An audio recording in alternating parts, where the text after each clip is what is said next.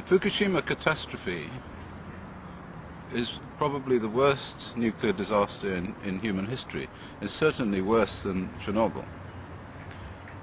The contamination from Fukushima has gone as far south as Tokyo.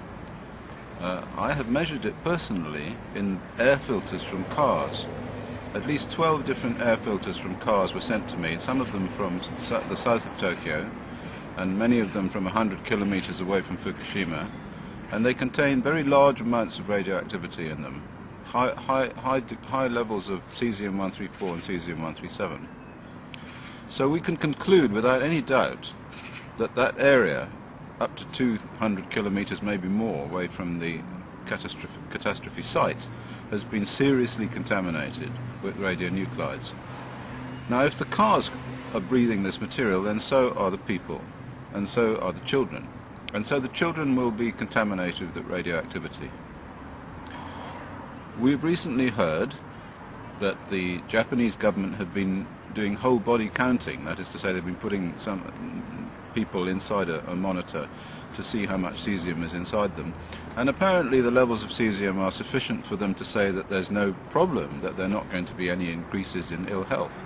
At the same time, I hear reports from Japan, from mothers of children, who say that they're showing all of the signs of contamination with cesium that were also found by my colleague Professor Yuri Bandashevsky after Chernobyl in the areas of Belarus that were contaminated similarly with this substance, cesium-137. And what it did there was that it went into the heart muscle and it caused conduction difficulties and destroyed heart muscle. So the children in Belarus were suffering heart attacks and arrhythmias. That's when the heart doesn't beat properly. And of course later on in life they die young from heart disease because the heart cells don't replicate themselves. The heart cells, you get all of your heart cells at once. You get maybe 1% increase in heart cells per year. But over the period of time we're talking about, there's going to be no replacement for the cells that were damaged by the Fukushima catastrophe in the children.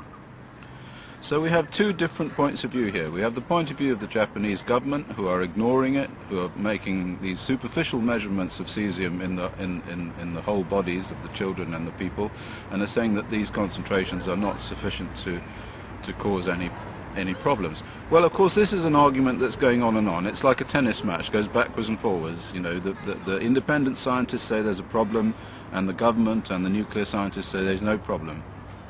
Of course, the real problem is that we have to do something about it.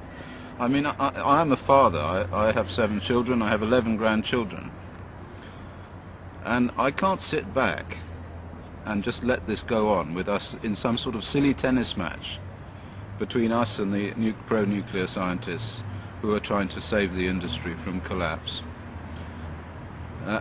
And all the time the children are getting more and more sick, and they're building up this level of radioactive damage, which will result in them getting sick and dying with cancer, heart disease, whole range of illnesses that were all discovered after Chernobyl. And it's not as if this is something new. We know what's going to happen. We absolutely know what's going to happen.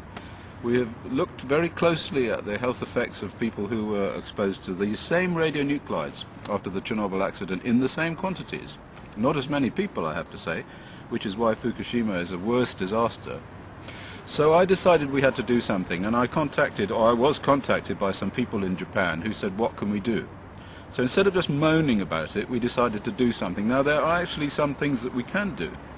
The first thing we can do is we can actually measure the radionuclides ourselves, because frankly we do not believe what the Japanese government is coming out with. We don't think that they're right. I mean, I've measured more radioactivity in a car air filter than they are measuring in a child. And the car breathes air in the same way as the child breathes air, so I don't really believe what they're saying. That's the first point. So we need to have independent testing. And secondly, we need to try and do something about these children who are being contaminated. There are two things we can do. The first thing is we can take them away from the areas of contamination and put them somewhere where it's reasonably safe. But that leads us to another problem, because what's happening now, as I'm told, is that the Japanese government are trucking radioactive material from the Fukushima disaster area, where it's contaminated, all over Japan. And even as far south as the south of Japan, we're now getting reports of radioactive material being taken all the way to the south of Japan to be burned. Now, what possible reason could there be for burning it as far away as that? I'll tell you the reason. It's really quite sinister and horrifying. The reason is this, that eventually when these children start to die from leukemia, from other cancers, from heart disease, from whatever, their parents are going to want to go into court. They're going to want to sue the Japanese government, and they're going to want to have to say, in order to do that, these children were contaminated, and that's why they've got high levels of cancer. But of course, the only way that they can say that they've got high levels of cancer is to have a control group in an area that's not contaminated. For example, the south of Japan. So I believe that the project to take this material and burn it all over Japan is to destroy all of Japan, is to increase the cancer rate in the whole of Japan so that there will be no control group to which you can compare these children in the Fukushima area. So that's that point. So we want to take the children away anyway into some safe area. That's what we want to do. But the second thing that we can do, and this is also quite important, is we can try and block the material. We can try and block the absorption of the cesium and the absorption of the strontium-90 and the plutonium and the other substances that are not being measured, incidentally. You have to wait a minute now because there's a train passing. I'm sitting on a children's playground here in Sweden. This is in Stockholm. And I decided to talk to you from here, from Stockholm, where there is a significant amount of radioactivity as well, I have to say, in the Baltic Sea. I measured this myself, but that's another question. So the second thing we can do is we can try and block the ingress of the radioactivity into the child's body. Now we know that we can do this with iodine, because iodine goes to the thyroid gland. We give them stable iodine, or at least we're supposed to. It turns out the Japanese government didn't. And then it stops the bad iodine, the radioactive iodine, from binding to the same sites. And you can do the same thing with the other radionuclides. For uranium and plutonium and strontium-90, which are the most serious, and all of which they're not measuring, incidentally, and none of which can be measured with a whole body counter, because they're alpha emitters or beta emitters, we can block their attachment to the DNA by giving large amounts of calcium and magnesium, which binds to the DNA and keeps the strontium and the uranium off the DNA. So that's one thing that these children can do. They can take a tablet every day of stable calcium. And so we are going to produce tablets which contain stable calcium, which we will supply cheaply at the cost of production to parents of these children, so that they can take these tablets and block the ingress of these substances. And we're also working on another tablet which will block the ingress of cesium-137.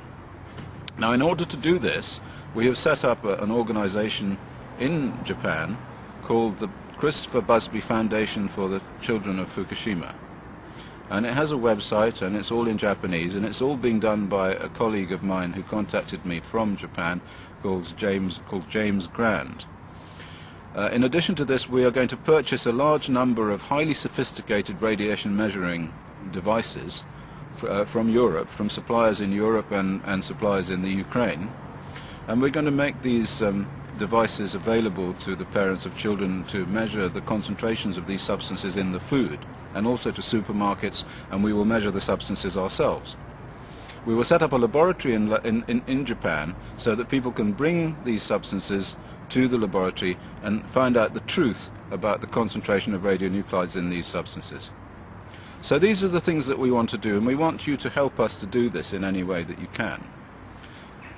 This is an operation to save the children of Fukushima, because we do not believe that the Japanese government is doing anything to save the children of Fukushima.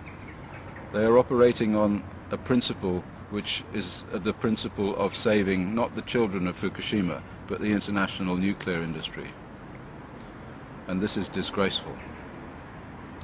Thank you for listening.